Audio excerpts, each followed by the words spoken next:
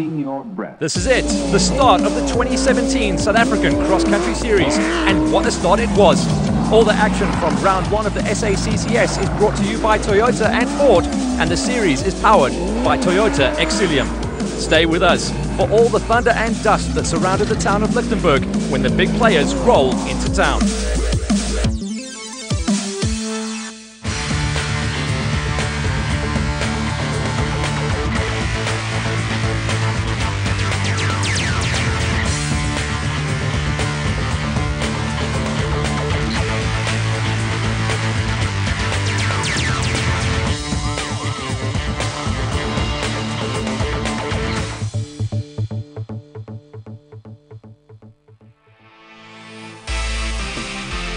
Welcome to the town of Lichtenburg in the Northwest Province, the backdrop for round one of the brand new season of the SACCS. Lichtenburg has featured on the race calendar in the past, but this year the race sported an all-new route with a separate 50-kilometer qualifying section. The race also featured the SACCS motos, but since this is the auto show, we'll be concentrating on the big, loud machines on four wheels rather than two.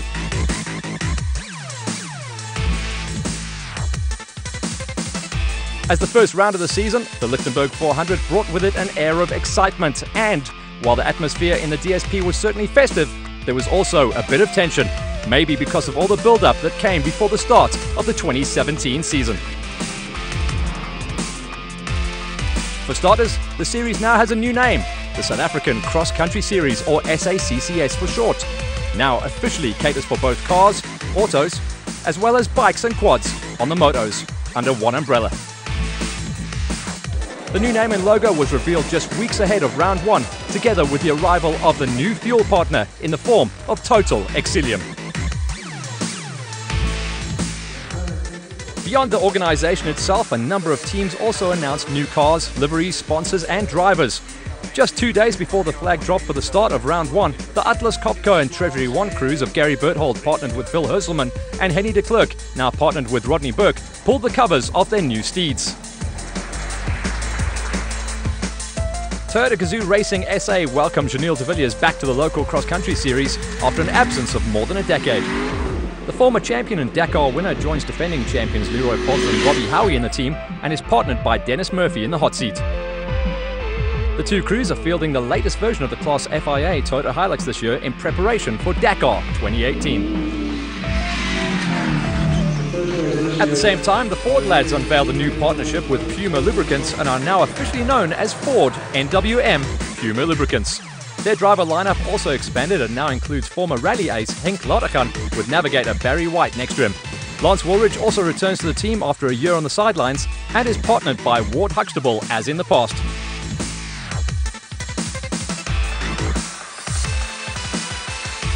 But those were just some of the official launches and unveilings. We caught up with more of the crews in the DSP at Lichtenburg. One cat who always lands on his feet is Evan Hutchison, who announced his retirement at the end of last season. Things went terribly wrong with that, however, so much so that he found himself on the start line of the Lichtenburg 400 yet again. Not only that, he also brought along a new sponsor and new teammates. I've got a wonderful new teammate on board, Skalkberg Jr., old rally champ, so I'm quite proud to have him in the team with me. Yeah, and a long way to go. At the beginning of the year, super excited, and yeah, we're hoping for the best. For big little Skalk, the change from rallying to cross-country racing promised to be a big one. But then again, Burger has never been one to shy away from a challenge. It's going to be an adjustment. It's much more calmer. It's much more slower. You have to be patient. It's an endurance race, it's not a sprint. Another new arrival in the SACCS fold is rally driver Richard Leek Jr., taking part in his first cross-country race in Lichtenburg.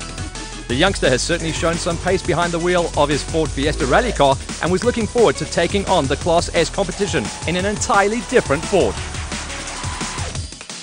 So far so good. It's a lot different. There's a lot of few things we have to get used to, but I'm really enjoying it so far. We've only done 2 test sessions, so it's all very new to us. One campaigner who certainly knows what it's all about is Redline Motorsports' Luke Buerta. The plucky businessman found himself on the podium numerous times during 2016 and had every reason to be cautiously optimistic about the new year. Now going into the second season, we've got a bit more of an aggressive strategy.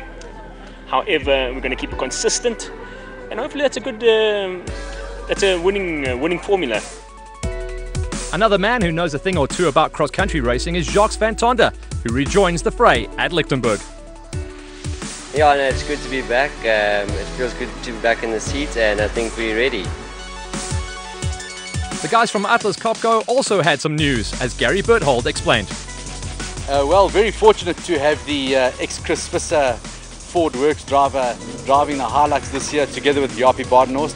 They're a formidable team together. They've shown their colours, won championships, and to have them here in the Atlas Copco fold is truly a privilege, and we're really grateful that they've come to support us. But where Berthold and his teammates have a ton of experience, some of the other new arrivals had yet to get their first race under their belt. One such crew is that of Tala and Tahir Musaji, who were facing their first national race at a rather tender age. We're taking up a new challenge as one of the youngest drivers in the series. Myself being 20 and my brother being 17, we're really taking up a big challenge and jumping straight into the A class. Over at the sharp end of the field, we caught up with defending Class T champion Jason Fenter. There's going to be lots of focus on us. Lots of teams are going to come for us, but we're ready for it. We can't wait for the season to start. We also had a word with the boys in blue at the Ford NWM Puma Lubricants pits, where both Lance and Gareth Woolridge gave us the inside line on their prospects for the Lichtenburg 400. The car, we've done a lot of testing, we've done a lot of upgrades, so the car's the best we've ever had, so yeah, now it's in my hands. Yeah, I'm very nervous, to be honest. I was very confident last season, but we've come back in now with 12 cars in the class, which I think nearly anyone in the class could actually take the victory. So I think it's going to be very fierce competition this year. Perhaps the biggest news, however, in the DSP was the arrival of former rally ace Henk Lautachan as part of the Ford NWM Puma Lubricants team. The youngster was certainly glad to be back in action, but knew he'd have his work cut out for him when the flag dropped. But I think the big change came in with the navigation and so on. I have no clue what to expect in the race. Usually by a rally you've driven the road twice and watched the video once at least, so you know exactly what to expect, what's coming up. Lautachan and co knew they'd have a fair bit of stiff competition this season, and one crew that could become a thorn in their side is the lads from Malalon. And as Johan Horn told us, their latest Toyota Hilux certainly has the goods to go up against all comers. We did a lot of upgrades on the vehicle. The biggest upgrade I think is the new engine. So hopefully we're going to have more power. Over in the Toyota Gazoo Racing SA camp, it was Janelle de Villiers who possibly felt the most pressure in the paddock. As a former cross-country champion and Dakar winner, he has superstar status in some circles, and the man from Stellenbosch was looking forward to the challenge.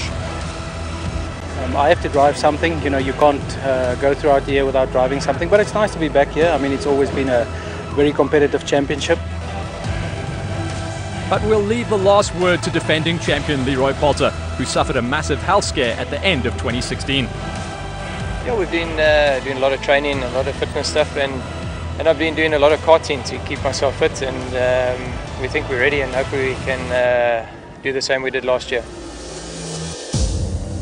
So those are some of the key players as well as new arrivals. And here's what they had to face on the weekend of the 31st of March and the 1st of April. A sweeping and somewhat soft qualifying race of only 50 kilometers run on the Friday afternoon. And then 2 loops of roughly 175 k's each on the Saturday. The terrain was tricky to say the least, rocky in places, with tall grass making navigation a challenge. There was also some water en route, in stark contrast to the dry veldt we encountered here just last year. But then the Lichtenburg 450 took place in midwinter in 2016, whilst this year's race happened just after some good rains had fallen. Join us after the break as we take a look at the qualifying race for the Lichtenburg 400, round 1 of the 2017 SACCS.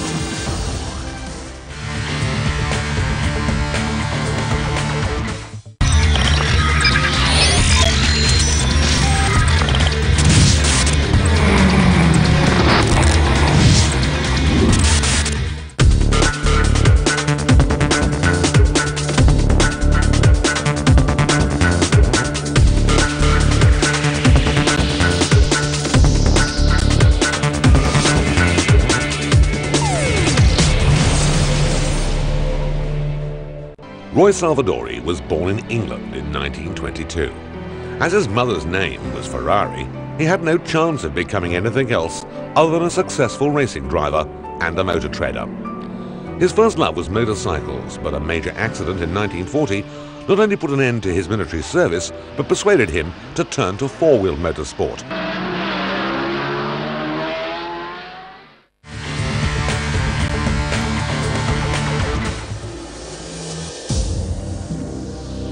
Welcome back to Lichtenburg and round one of the 2017 SACCS. This year has seen a slight reduction in the overall race distance from an average of 450 k's to 400 kilometers.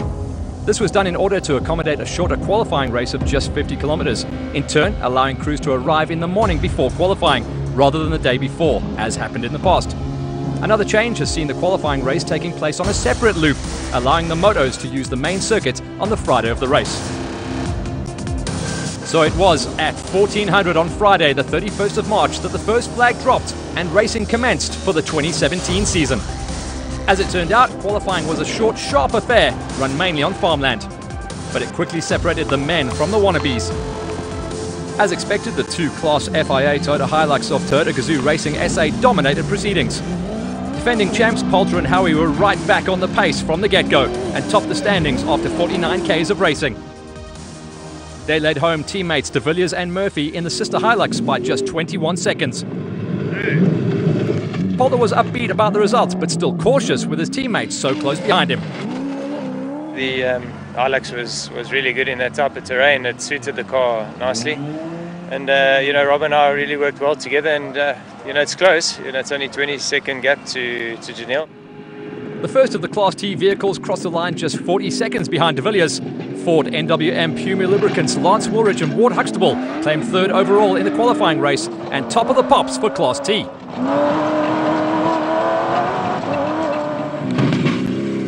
They were followed over the line by brother Gareth Woolridge and navigator Boyd Dreyer in car T77, just 4 seconds back. And newcomers to the sport, Henk Lotterkan and Barry White, were just 3 seconds further back. The three Ford NWM Puma Lubricants cars split by just 7 seconds. To make matters even more interesting, Lotterkan's time of 30.46 was matched to the second by Henny de Klerk and Rodney Burke in the V8-powered Volkswagen Amarok. 4 cars within 7 seconds of each other. Next came the lads from Atlas Copco, the former Ford campaigner Chris Visser and Jaapie Badenhorst, bringing their Toyota Hilux through qualifying 5th in Class T, followed by teammates Gary Bertholdt and Philip Herselman just 6 seconds back. It wasn't all smiles, however. Defending champion in the Class Ts, Jason Fenter and Vince van Alleman recorded a DNF in their 4x4 Mega World Toyota Hilux. A broken power steering system put paid to his plans, whilst father Dion Fenter, partnered with Jacco van Aert, posted the 7th fastest time in Class T. The bearded wonder, Redline Motorsports' Luke Berta with Andre Vermeulen next to him, was next, with Johan and Werner Horn completing the qualifying race a minute behind the winners. Fastest in Class S was Heini Stumpfer and Henry Hugo in their Toyota Hilux, with Jannie Visser and Chris Visser Jr. bringing home their Hilux some 45 seconds slower. Richard Leek Jr. and Henry Kerner also completed the qualifying run on their first outing, going third fastest in the process. David Huddy and Gerard Skitter completed the Class S field in their Nissan Navara. So after 50 kilometers of racing, it was the two Class FIA Toyotas that topped the standings, followed by Woolridge and Woolridge, with de Klerk and Lotterkan matching times. Visser was next, followed by Gary Bertholdt, all bunched extremely close together and setting us up for a spectacular race. Over in the frame side of the SACCS world, the season was shaping up to be an interesting one, and that was before the flag even dropped. With that said, things got off to the start we all expected, when Evan Hutchison and Donnie Stassen in the newly liveried King Price Extreme Bat set the fastest qualifying time. Their Class A machine had a fair bit of clean air between it and the Liv Lesotho Chenauth of Stefan van Pletzen and Jacco Pieterse, who lagged by 31 seconds. They in turn had less than a minute buffer over Kutsia Labuskakny and daughter Sandra in the 4x4 Mega World Porter. But the Labuskaknys had newcomer Scott Berger Jr. in the second King Price Extreme vehicle all over them with a gap of just 5 seconds. Another big dice on the cards. And then just 10 seconds back came Marius and Yolinda Fourie in their bat, so the Class A frames were all over each other at the end of the 50 kilometres, and the race was looking to set up for a cracker. One honourable mention has to go to Tala Musaji and navigator Tahir. The young brothers not only posted a very respectable qualifying time, but also beat dad Naeem Musaji and his navigator Rahan Budanya by a comfortable margin. Well done to the kids.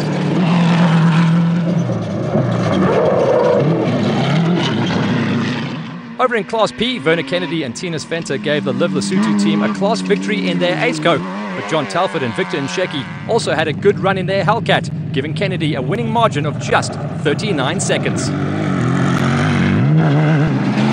PRC Racing Sean Van Rooyen and Gene Rogers were next fastest in the class and quickest of the CRTs on the day.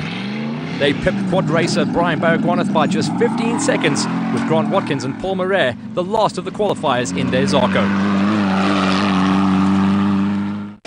In the end then, it was Hutchison who made it look easy, with Van Pletsen the only one keeping him honest. Labuschagne rounded out the top three, whilst Kennedy was fastest of the Class Ps. As with the production vehicles, the race for special vehicle glory was shaping up to be a great one.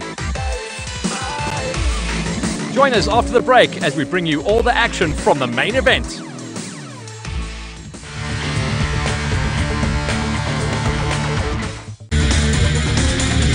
It's Human Rights Day at Swartkops. Yes, Tuesday the 21st. Can you believe that? We're racing at Swartkops and it's round one of the Extreme Festival. Big crowds coming out on the public holiday to enjoy all the action on track, from the Consol Volkswagen Challenge, Autobahn Super Hatch, Bridgestone Challenge, Red Square ZX10R Masters Cup, 111 Sports and Saloons, and at G&H Transport Extreme Supercars.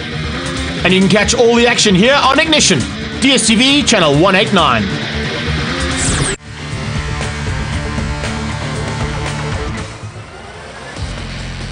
The TV show Game of Thrones may have been threatening it for years, but winter certainly hadn't come to Lichtenburg on race day. April the 1st dawned bright and optimistic despite the political turmoil caused by the night before. We caught up with some of the key players after the qualifying race. Lance Woolridge had won the Class T qualifying by a narrow margin and was looking forward to the day ahead. Yeah, it's a good start, and then Gareth second and Henk third. I don't think we could have asked for anything better at the start of the season, so yeah, very happy. Woolridge may have had pole position, but even from right at the back of the grid, the threats were there. 4x4 Megaworld's Jason Fenter certainly had some plans of his own. We had a bit of bad luck yesterday, so we blew a power steering pipe, but today's another day. So one winner in Class T and one man with a mountain to climb. Over in the special vehicle category, however, Hutchison had every reason to be upbeat about his chances. We've got a new route ahead of us. It's going to be, I think, super technical and rocky, so we're going to need to keep our heads. When the flag dropped at Lichtenburg, it was pure thunder and dust as the crews in the special vehicle category barreled their way into the northwest bush. And the bush certainly seemed to bite back, with most crews reporting punches at one point or another. Not easy. Even so, newcomers Tala and Tahir Musaji managed to complete their first national cross-country race as they had hoped. They were the last of the finishers though, and were pipped by Makara Matakani and Tote Barang in their ACECO. Also ahead of them was father Naeem Musaji and Rahan Budanya in their Jimco, with Nick Gosler and Andrew Massey also reaching the end despite a rough ride in their Zarko. As a matter of fact, most of the crews had a tough time out in Lichtenburg, with the route offering many rocks, difficult navigation and other challenges. With that said, Keith Dutoy and Robbie Kutsia managed 7th fastest in their bat, with Lawrence and Karine Boysons going one position better in their version of the same machine. Kutsia and Sandra Labuschagne were disappointed to finish in 5th place after a strong qualifying race, whereas Kobus and Marinda Fourie were happy to take 4th, which leaves us with the podium positions. In 3rd place, finishing the last 60 kilometers of the race in 2nd gear, was Marius and Yolinda Fourie, who capitalized on the misfortune of the crews around them to claim their first podium of the year. A well-driven and well-deserved 3rd place for the Bat crew. And at the sharp end of the field? Well, Hutchinson certainly knew he had some work to do after qualifying and set about his task with a familiar precision. But his gap was a slender one, and staying ahead of the competition wasn't going to be easy. And so the gods of cross-country racing frowned upon the King Price Extreme crew, bestowing upon them a puncher on the opening loop, opening the doors for the crews further back. As Hutchison put it, it was never going to be easy in the dust, except easy to make a mistake. Just ask Goldberger. He hit a gate post on his debut and had to retire the King Price Extreme Porter.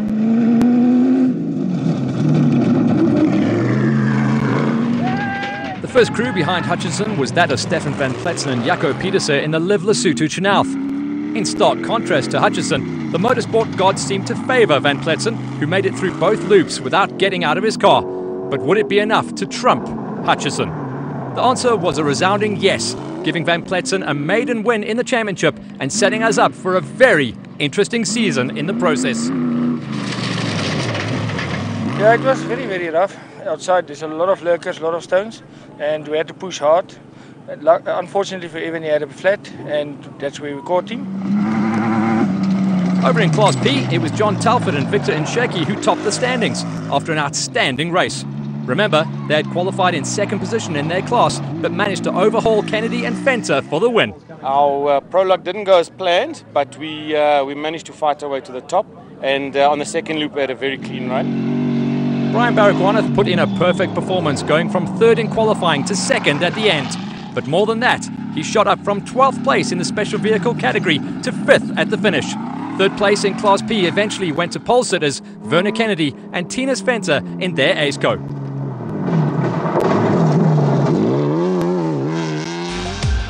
Confirmation then of Van Pletsen's maiden win in Class A, with Hutchison having to settle for second. Fourie finished in third place, with the other Fourie pegging fourth. The Labuschaghnis rounded out the top 5 in Class A. Class P went to Telford, with Baragwanath making his mark in second place and Kennedy wrapping up the podium. And so we come to the heavyweights of cross-country racing, the production vehicles. This year sees a continuation of the 3 classes. S for vehicles with engines up to 4 litres and solid rear axles, T for the same machines with bigger motors, and FIA for vehicles that conform to the FIA specifications for cross-country races, such as the Dakar. The last couple of months has seen the gap between Class FIA and T reduce significantly, though Class T is still considered the top South African spec. The Class T field in Lichtenburg consisted of no fewer than 13 cars, ensuring some interesting competition. With that said, the 3 Ford NWM Puma lubricant vehicles seemed odds-on favourites in their class, especially after a strong showing in qualifying. But let's not put the cart before the horse here. Let's first take a look at the action in Class S. Remember, the field was somewhat truncated for the Lichtenburg 400, though 5 cars took to the starters' orders for the qualifying race. In the end, however, only Jannie Visser and son Chris would tame the rocky terrain for the race, taking class honours as the only finishers. Class FIA was the sole domain of the Toyota Gazoo Racing SA crew of Poulter and Howie, and De Villiers and Murphy. These crews live in the rarefied air at the top of the cross-country world, and both Poulter and De Villiers are seasoned Dakar campaigners. So it came as no surprise that they dominated proceedings during qualifying. The race, however, turned out to be a hit-and-miss affair for the Toyota lads, as De Villiers suffered a shattered brake disc shortly after exiting the DSP for the start of the second loop. Up until that point, he had been running comfortably in second place overall, and the Stellenbosch-based driver was disappointed not to complete his first race back after an absence of more than a decade. Teammates Poulter and Howie in car number 300 were at the other end of the spectrum. Poulter set a blistering pace throughout the race and led from flag to flag. He made it look easy in the Toyota Gazoo Racing SA Hilux despite a scare early on when he got stuck in a water crossing and lost a fair chunk of time. The plucky driver clawed it all back, however, to take the overall victory by a margin of more than 3 minutes. Today was definitely a tougher race than what we had last year in Lichtenburg. A lot of rocks and a lot of guys had a lot of bad luck. But the biggest tussle was always going to be in Class T. With a phalanx of fast crews, it was literally anybody's race, despite the Ford crew's early dominance. In the end, 10 of the 13 starters finished the Lichtenburg 400, with Rian van Rensburg and Ferdy Pieterse retiring their Ford Ranger, and the same fate befalling Wayne and Paula Plitt in their ex-Henny de Klerk BMW X3. But perhaps Perhaps the biggest disappointment was that of Luke Buerta and Andre Vermeulen, who had to call it quits scant kilometres from the finish, where their Redline Motorsport Nissan Navara suffered a broken axle. No, we're going along really nicely, and we just heard a massive clacking and felt a lot of resistance. Thought we got a puncture. We didn't take any shots, so we didn't understand where it came from. We got out the car, we saw that the axles literally snapped in half. So who finished where in Class T? Well, Jacques Van Tonder was the last of the finishers in his first race back after years on the sidelines. He was beaten by 4x4 Megaworld's Dion Fenter in his Toyota Hilux, whilst defending champ Jason Fenter stormed up into 8th place despite a horrible qualifying. Ahead of Fenter, Gary Berthold brought the Atlas Copco Volkswagen Amarok home in 7th, with Lance Woolridge having to settle for 6 in the end, despite qualifying on pole. Woolridge ran into De Villiers' dust early in the race and suffered a puncture as a result. A second puncture dropped him further down the standings, and he decided to cruise home during the second loop rather than risk more trouble. Henny de Klerk had a good run in the V8-powered Amarok, taking 5th in Class T, a great result considering the fact that he had a new navigator in the form of Rodney Burke. The V8 Amarok certainly looked composed during the day's race, and de Klerk may just win races in the future. Former Ford driver Chris Visser brought the Toyota Hilux home in 4th after a rough race. He initially showed spectacular pace, catching his former teammates, but then suffered a puncture and lost more time when the jack failed. Visser has climbed the ladder. And so on to the top 3. A podium finish on debut was more than Henk Lauterkan and Barry White would have dreamed of before their first cross-country race. Yet, that's exactly what the Ford NWM Puma Lubricants team achieved here at Lichtenburg. They were pipped by only 2 minutes by teammates Gareth Woolridge and Boyd Dreyer, who also suffered a puncture on Loop 1, but recorded a clean, if dusty, run after that. And the top step of the podium? Well, after a spectacular charge up the leaderboard, the Class T victory went to the brothers, Johan and Werner Horn, in the Malalan Toyota Hilux. They started in 9th place after a disastrous qualifying race, but the new engine in their Steed certainly proved its worth. They had a clean run, never got out of the car, and reaped the just rewards. A perfect start to the season. And here it is, confirmation of Toyota's dominance on the Lichtenburg 400. In Class FIA, it was Poulter and Howie who topped the standings, with the Horns doing the honours in Class T. In Class S, Visser brought home the bacon. A solid performance for the Ford lads saw Gareth taking 2nd in class, with Lauterkan shining on his debut. That's it from the Lichtenburg 400, round 1 of the 2017 season. Next up, round 2, over in Dundee in KZN. And we certainly hope to see you there. All the SACCS action from the Lichtenburg 400 was brought to you by Toyota, Ford and Total Exilium. There's plenty of